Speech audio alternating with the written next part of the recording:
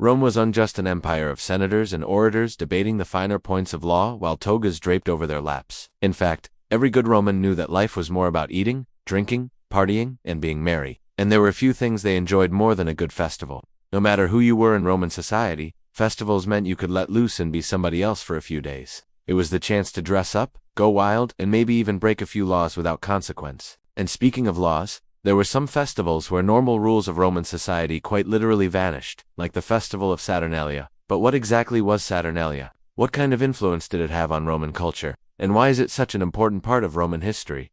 Well, let's find out right now. Welcome to my channel. Today we will explore ancient Rome. Some Roman festivals were so wild that normal rules vanished. People danced, drank, and misbehaved in the streets. The month of December in the Roman calendar was always an exciting time. The year was almost over, and the winter cold kept everyone indoors. So when December rolled around, the Romans would celebrate with one of their biggest festivals, Saturnalia.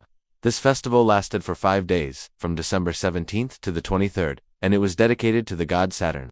Saturn was a titan, an older deity, whose worship predated the founding of Rome. He was associated with agriculture, wealth, abundance, freedom, and was also considered the father of the first king of Rome, Romulus. When the Romans seized control of the Italian peninsula and established themselves as the dominant power in the Mediterranean, Saturnalia was already an established tradition. Its origins were unclear, but its importance was not.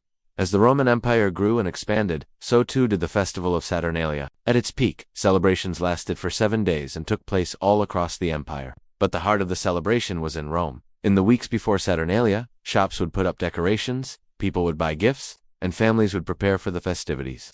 On the first day of the festival, the traditional greetings of Io Saturnalia rang through the streets of Rome. As the celebration began, the city was decorated with wreaths of evergreen branches and garlands of flowers. Altars were set up in homes and businesses to honor Saturn. Slaves and masters would exchange roles for the duration of the holiday. Slaves were allowed to attend feasts and drink wine, and in some cases, they were even given manumission, a legal act of freeing a slave. Social norms were turned upside down. During Saturnalia, the boundaries between classes were blurred, and people were free to express themselves without consequence. Gambling and drunkenness were encouraged. Even the serious-faced magistrates had to crack a smile during Saturnalia. As part of the celebration, everyone dressed up in colorful robes and masks and went house to house singing songs and reciting poetry. A typical Saturnalia mask was made of wood or leather and painted white. The masks represented the face of a comic character from Greek theater, such as a drunkard or a miser. Some masks were even shaped like animals, and people would wear them as they paraded through the streets. In later years, more elaborate masks made from metal and glass were introduced. These masks often depicted grotesque or satirical characters, and were used to poke fun at the upper classes. While the revelry continued, small groups of men dressed as hairy barbarians would run through the streets brandishing wooden clubs. They would visit homes and demand a portion of the food being served inside. If the request was refused, the group would pelt the house with small stones. It was a bit of harmless mischief that added to the festive atmosphere. It was expected that those celebrating Saturnalia would make offerings to the god Saturn. This could be done by placing fruit, flowers, or other items on an altar in one's home, or by visiting a temple dedicated to Saturn. There were several temples in Rome dedicated to the god, but the most important was the Temple of Saturn located in the center of the city, near the Roman Forum. Gambling was another popular activity during Saturnalia.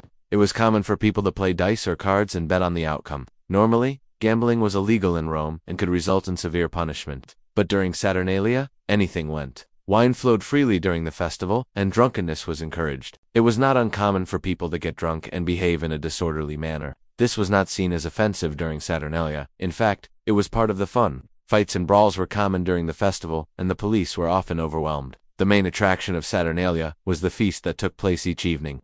Families would gather together in their homes and enjoy a traditional meal of roasted pork, geese, beans, figs, and nuts. After dinner, they would exchange gifts and then retire for the night.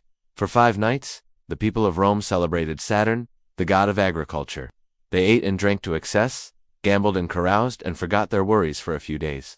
It was a time for the Romans to let loose and enjoy themselves, and they did so with abandon. While Saturnalia was a time of great joy and merriment, it was also a time of great disorder. The normal rules of society were suspended, and people were free to do as they pleased. This led to all sorts of shenanigans, including public drunkenness, gambling, and even theft. While this behavior was normally frowned upon, it was tolerated during Saturnalia. In fact, it was encouraged. One of the most famous accounts of Saturnalia comes from the Roman poet Pliny the Younger. He describes how during one celebration, a group of friends got so drunk that they decided to rob a temple. They broke into the temple and stole a statue of the goddess Fortune. When they were discovered, they were arrested and put on trial. However, their punishment was light. They were only fined and forced to return the statue. This story illustrates the sort of behavior that was tolerated during Saturnalia. The Romans understood that people would get carried away during the celebrations, and they were willing to put up with it. After all, Saturnalia was a time for everyone to let loose and enjoy themselves. As the week-long festival came to a close, the Romans prepared for the final day of celebrations.